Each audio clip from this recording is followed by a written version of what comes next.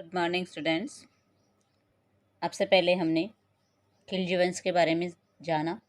खिलजी वंश में कितने शासक हुए। फर्स्ट था जलालुद्दीन खिलजी, सेकंड था अलाउद्दीन खिलजी और फिर जो लास्ट में था वह है मुबारक शाह खिलजी। आज हम इस वीडियो में तुगलक वंश के बारे में चर्चा करने जा रहे हैं।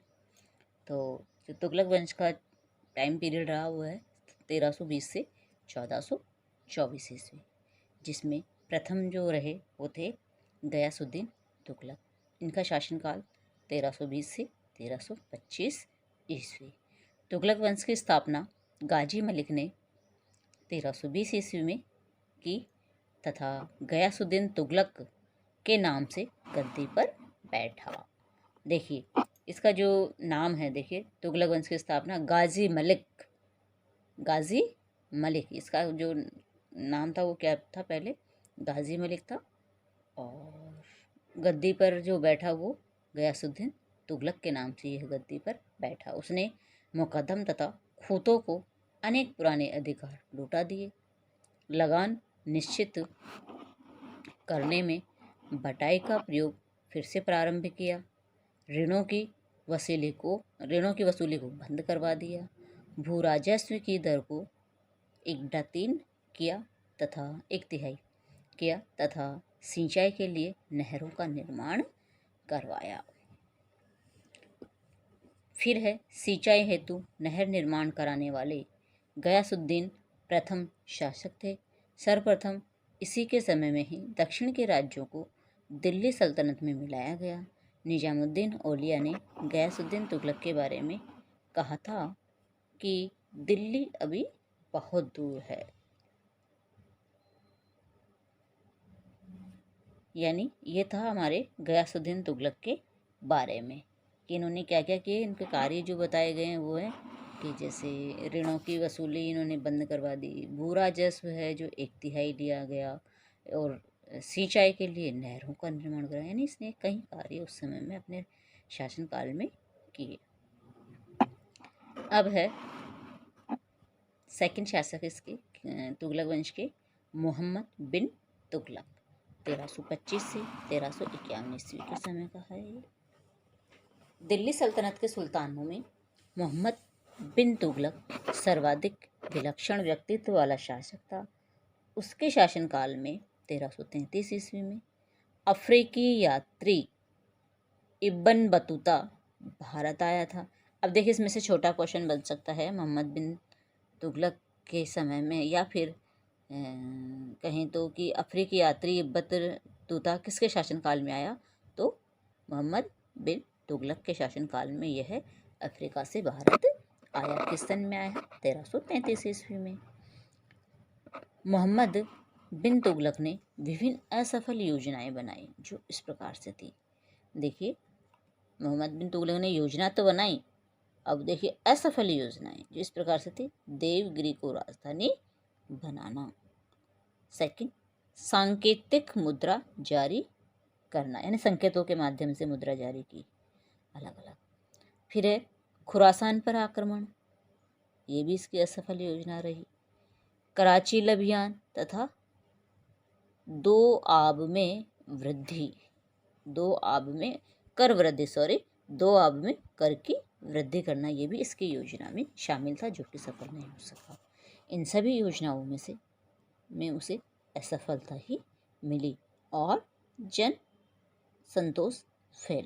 असंतोष भी फैल गया कि कोई भी किसी भी शासक द्वारा कोई भी योजना चलाई जा रही है और जो योजनाएं किसी उद्देश्य की पूर्ति के लिए की जा रही है या उसका एक एम सही नहीं होता है और वो सफल नहीं हो पाती है, तो क्या होता है, अंत में जन आक्रोश पनपता है। तो ठीक वैसा ही यहाँ पे भी हुआ। मोहम्मद बिन तुगलक ने कृषकों को सहायता प्रदान करने हेतु केंद्र में दीवान अमीर कोही नामक कृषि विभाग की स्थापना की। अकाल राहत संहिता तैयार करवाई। सिंचाई के लिए सैकड़ों कुएं खुदवाए तथा अकालग्रस्त कृषकों को कृषि ऋण तकाबी या सीने घर प्रदान किया। मोहम्मद तुगलक के काल में सबसे अधिक 34 विद्रोह हुए। देखिए सबसे अधिक विद्रोह किसके शासनकाल में हुए, मोहम्मद बिन तुगलक के शासनकाल में हुए। वस्त्र एवं ज़कात को छोड़कर उसने सभी कर समाप्त कर दिए। मतलब जो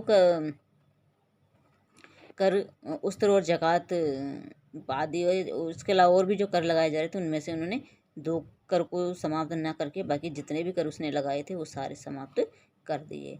दिल्ली के सुल्तानों में वह प्रथम सुल्तान था जो हिंदुओं के त्योहारों मुख्यतः होली में भाग लेता था।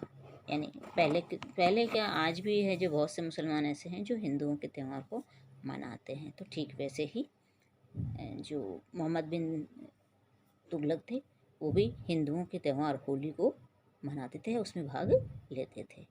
फिर है 1351 ईस्वी में भट्टा यानी सिंध में उसकी मृत्यु हो गई। ये यहाँ पे उनकी जीवन लीला समाप्त हो जाती है।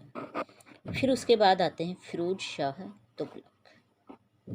मोहम्मद तुगलक की मृत्यु के बाद उसका चचेरा भाई फिरोज शाह तुगलक दिल्ली की गद्दी पर बैठा। उसने मोहम्मद तुगलक द्वारा दिए गए तकाबी ऋणों को माफ़ कर दिया, कर प्रणाली को धार्मिक स्वरूप प्रदान किया और कम से कम 23 प्रचलित करों को समाप्त कर शरीयत कानून द्वारा स्वीकृत केवल 4 कर इनमें बताए गए हैं: खराज, जजिया, ज़कात तथा खप्श को अध्यारोपित किया। वह प्रथम शासक था जिसने ब्राह्मणों पर भी जजिया कर लगाया। उलेमा की स्वीकृति के बाद सोर्स नामक सिंचाई कर भी लगाया गया जो भूमि उपज का 10% होता था। सैनिकों को वेतन के बदले जागीर देने की प्रथा को पुनर्जीवित किया। फिरोज ने साम्राज्य विस्तार के लिए कोई भी सैनिक अभियान नहीं किए। उलेमाओं से प्रशंसा प्राप्त करने हेतु उसने जगन्नाथ मंदिर को हानि पहुंचाई। ख्वाजा हैसामुद्दीन के अनुसार फिरोज सरकार की वार्षिक आय 6 करोड़ 75 लाख टका थी। इसके काल में भवन निर्माण को बहुत प्रोत्साहन मिला। उसने एक विभाग दीवान ए खैरात स्थापित किया। फिरोज ने अपने को खलीफा और खलीफा को नायब कहकर पुकारा। फिरोज ने दीवान ए बनगान नामक एक अन्य विभाग जो दासों से संबंधित था भी स्थापित किया। उसने गरीबों के लिए निःशुल्क चिकित्सा के लिए खैराती अस्पताल दारुल सफा भी स्थापित की। फिरोज तुगलक ने शशगानी, अद्दा एवं बिज नामक सिक्के भी चलाए। इसके अतिरिक्त उसने फारसी में अपनी आत्मकथा कुतुहात फिरोज शाही भी लिखी। उसके दरबार में प्रसिद्ध इतिहासकार बरनी था, अल बरूनी। ठीक है, आपने नाम सुना होगा, एक इतिहासकार था अल बरूनी। ठीक है, तो वो क्या था, इसका इतिहासकार था जिसने तारीख है फिरोज शाही और फतवा है जहादारी नामक पुस्तकें लिखी। फिरोज को मध्यकालीन भारत का पहला कल्याणकारी निरंकुश शासक कहा जाता है।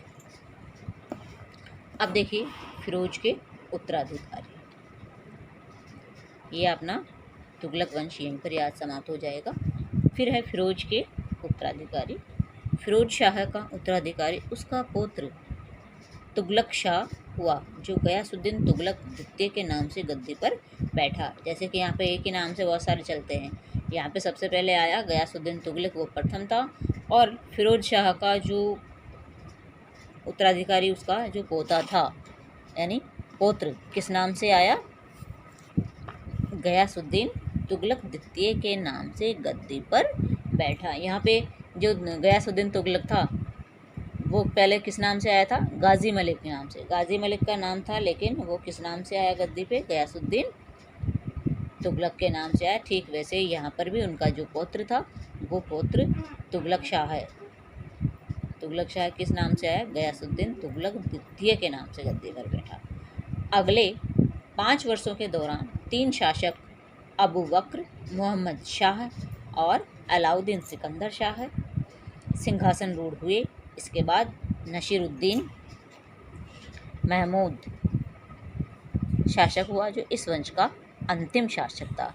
अब जैसे तुगलक वंश का अंतिम शासक कौन था, नसीरुद्दीन महमूद। अब नसीरुद्दीन महमूद के शासनकाल में ही 1398 ईस्वी में तैमूर का आक्रमण हुआ।